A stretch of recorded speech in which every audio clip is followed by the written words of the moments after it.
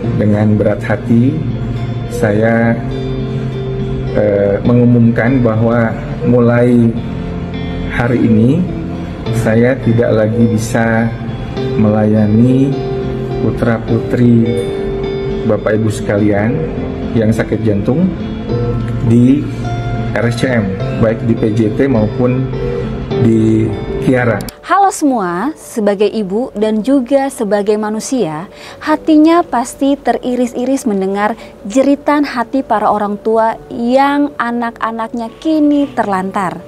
Saya berbicara tentang Dr. Piprim Basara Yanuarso, Ketua Ikatan Dokter Anak Indonesia, seorang dokter subspesialis jantung anak yang telah mengabdikan 28 tahun hidupnya di RSCM untuk menyelamatkan nyawa anak-anak Indonesia, terutama mereka yang bergantung pada BPJS.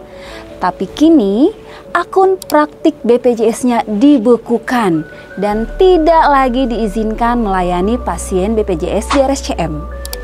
Dan untuk apa?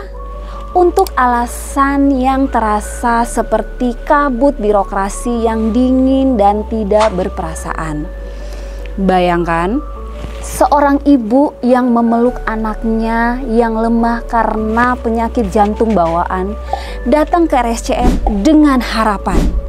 Harapan itu bernama Dr. Piprim, dokter yang mereka percaya yang selama ini menjadi penyelamat. Tapi kini pintu harapan itu ditutup. Mereka disuguhi kenyataan pahit.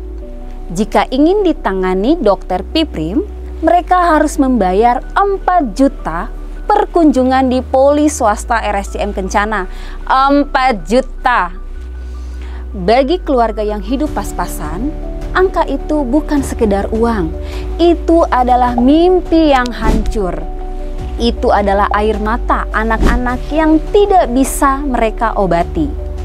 Bagaimana mungkin seorang ibu atau ayah harus memilih antara kesehatan anak mereka dan kebutuhan dasar keluarga? Ini bukan hanya soal biaya, ini soal kemanusiaan. Kementerian Kesehatan dan RSCM menyebut mutasi Dr. Piprim ke RS Fatmawati adalah untuk pemerataan layanan. Tetapi benarkah ini pemerataan? Di Indonesia, hanya ada 72 dokter subspesialis jantung anak yang tersebar di 18 provinsi untuk melayani lebih dari 100.000 kasus kardiologi pediatrik. RSCM adalah pusat rujukan nasional, tempat harapan anak-anak dengan jantung lemah berkumpul. Membatasi akses dokter seperti Dr. Piprim di sini bukan pemerataan, melainkan penyempitan akses. Ini seperti menutup pintu rumah sakit di hadapan anak-anak yang sedang berjuang untuk bernafas. Saya paham ada dinamika birokrasi, ada konflik soal mutasi, soal organisasi, soal kebijakan kolegium yang Dr. Piprim kritisi sebagai Ketua Ikatan Dokter Anak Indonesia. Tapi tolong, jangan jadikan anak-anak sebagai korban pertarungan ini. Mereka bukan angka dalam laporan, mereka bukan pion dalam permainan birokrasi. Mereka adalah anak-anak yang bermimpi bisa berlari, bermain, tertawa seperti teman-teman mereka. Mereka adalah harapan orang tua yang rela menjual apa saja demi melihat anak-anaknya tersenyum lagi. Jangan biarkan konflik orang dewasa menghancurkan harapan mereka. Saya memohon kepada Kementerian Kesehatan, kepada RSCM, kepada siapapun yang mempunyai kuasa, dengarkan suara hati ini. Transparansi, keadilan, dan kemanusiaan harus jadi pegangan.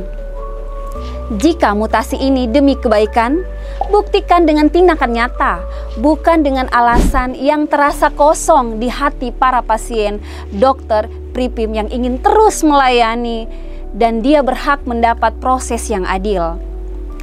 Tapi yang lebih penting, anak-anak ini berhak mendapatkan perawatan yang mereka butuhkan tanpa harus terbebani biaya yang tak mampu mereka jangkau. Mari kita ingat, Di balik setiap kebijakan, ada wajah-wajah kecil yang menanti sebuah kesembuhan. Ada tangisan ibu yang berdoa di lorong-lorong rumah sakit. Ada ayah yang memikul beban dunia demi anaknya. Jangan biarkan mereka terlantar, kembalikan hak mereka. Kembalikan kemanusiaan dalam sistem ini. Karena pada akhirnya tugas kita semua, dokter, rumah sakit, pemerintah, adalah untuk menyelamatkan nyawa, bukan untuk menambah air mata.